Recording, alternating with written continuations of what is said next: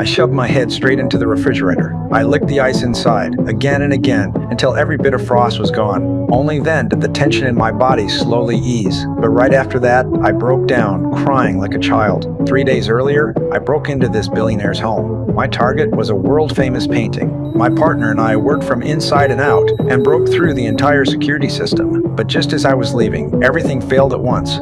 The alarm screamed through the house.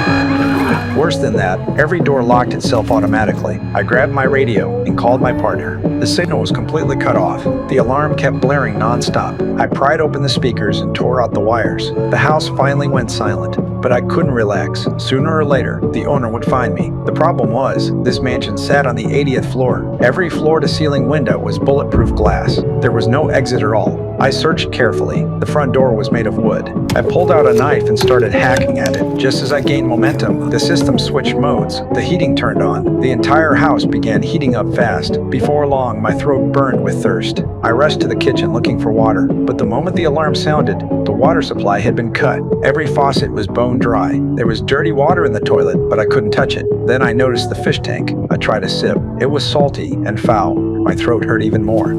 I returned to the door and kept hacking. 3 hours later, behind the wooden door, there was a thick steel plate. I lost all hope. Exhausted and starving, I went back to the refrigerator.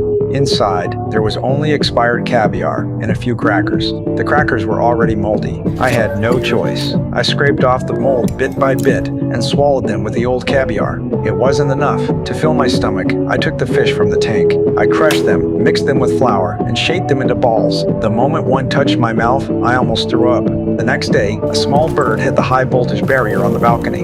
It jolted me awake. The bird was left barely moving. I stared at it, my heart sinking. If I didn't get out, my fate would be far worse. I searched the entire house, looking for anything that could help me escape. I found nothing. Then I noticed the fruit in the bedroom. They were all stone decorations. I stood on the bed, swung one, and smashed it against the window. The stone split in two. The bulletproof glass didn't move at all. At my breaking point, I looked up. On the ceiling, there was a glass vent. This was the top floor. If I could get out there, I still had a chance. I smashed a vase worth millions.